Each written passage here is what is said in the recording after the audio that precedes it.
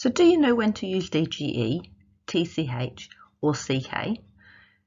This video will take you through rules 25, 26 and 27, which explain those three rules. Let's start with DGE. So DGE is used after a short vowel in a short word. We already know from previous videos that English words can't end in the letter J.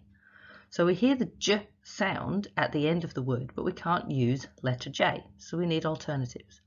So we use DGE for single syllable words after a short vowel. So it needs to have said a, e, I, o, before we put in the DGE. Words like badge, bridge, wedge, dodge. Just of a note, we use GE for a single syllable word after it's a long vowel or another vowel group. So cage or stage or large or gorge. And this isn't a hugely common one, but the rule's really straightforward, but it's used in 55 words. Then we move on to CK. CK is the most common of these three.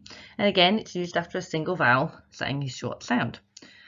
So back, truck, duck, block, deck, stuck, or stick.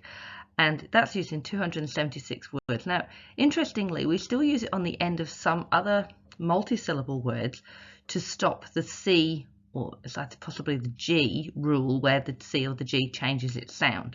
So if we're on the end of picnic, we add a K to make picnic-ing. And the same happens with panicky and trafficking, because the I, the E, or the Y following would actually change that C on the end of the word to a S sound.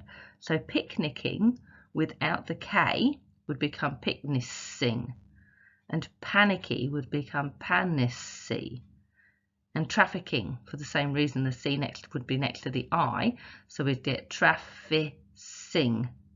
So we need to put the CK there. So it's a really good one to go, okay, well, it's going to change the sounds, so that's where we would put the K back in. And finally, TCH. This one's like DGE, it's not particularly common, but it follows again the single syllable word after a short vowel. So watch, fetch, hutch, nutch, notch, which, and it's used in 63 words.